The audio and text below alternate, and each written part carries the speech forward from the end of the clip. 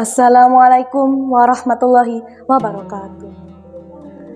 Alhamdulillahirabbil alamin, wassalatu wassalamu ala asyrafil anbiya'i wal mursalin sayyidina wa maulana Muhammadin wa ala alihi wa sahbihi ajma'in. Amma ba'du. Hadirin yang dirahmati oleh Allah, saat kita memandangi lingkungan di sekitar kita, pernahkah terlintas di dalam benak pikiran akan bagaimana hal itu bisa ada? Meskipun kita semua tahu bahwa semua hal itu berasal dari Allah SWT, akan tetapi bagaimana rangkaian proses itu bisa ada dan terjadi, kita tentu perlu untuk mempelajarinya untuk dapat mengetahuinya.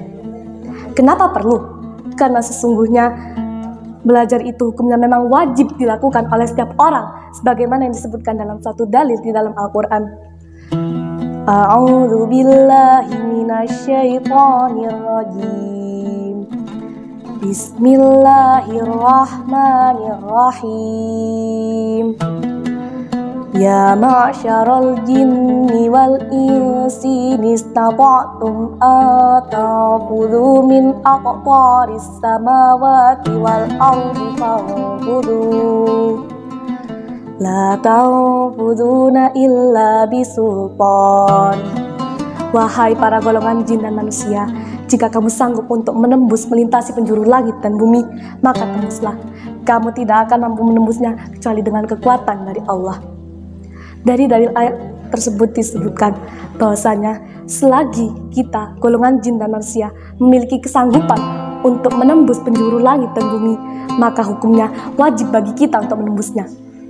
Bagaimana cara kita untuk menembusnya?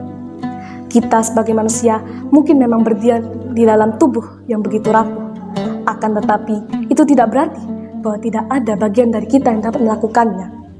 Kita punya akal, dan akal manusia itu dapat pergi kemanapun sampai pada titik di mana Allah menghendaki manusia tidak akan sampai. Maka selagi belum mencapai batas itu, kita sebagai manusia seharusnya menggunakan akal kita untuk menjelajahi setiap titik di alam semesta dan mempelajarinya sebaik mungkin. Jangan sampai kita manusia menggunakan akal kita untuk menjelajahi hal-hal yang tidak seharusnya. Allah SWT telah menciptakan kemegahan ruang dan waktu untuk manusia pelajari, yang bahkan hingga kini masih belum ada habisnya.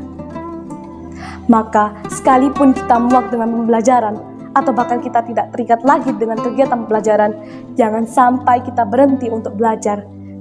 Karena sesungguhnya belajar adalah cara manusia untuk mengembangkan akalnya, sekaligus cara bagi akal manusia untuk dapat memahami segala keindahan yang telah Allah ciptakan.